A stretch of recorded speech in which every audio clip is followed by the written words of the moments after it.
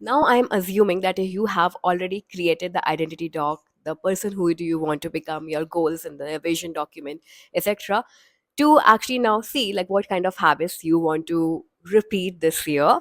So the rule number one of habit tracking is always track inputs and not outputs. Let me explain. Let's say your OKR or one of the goal in 2026 is to become a content creator, and the output would be say on YouTube to publish one video a week.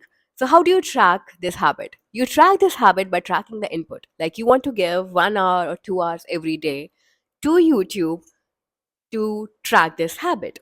Now the rule number two of habit tracking is start very, very, very, very, very small.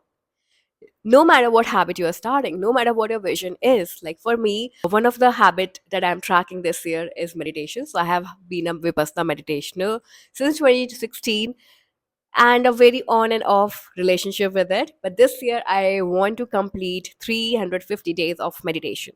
So how am I tracking this?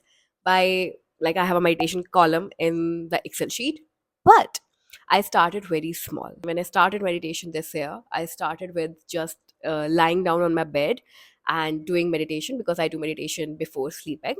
So doing guided meditation, I start from there. And once I have a habit of doing this, I then start sitting and then start meditating and then slowly moving to Vipassana from guided meditation. Now, the point is you have to start very small and you have to check the box when you are even like doing the small habit that you're doing because that's a win for the day. So for me, I track habits in binary, that is 1 and 0.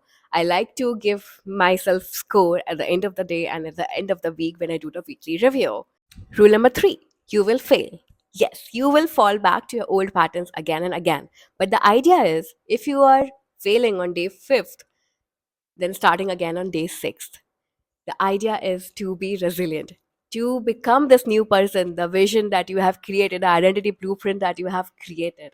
And yes, your mind will go back to your old patterns and old habits, but keep moving forward, get back up again. These are some of the tips that I use in my everyday life to track my habits. And I hope this helps you to become the person you want to become in 2026.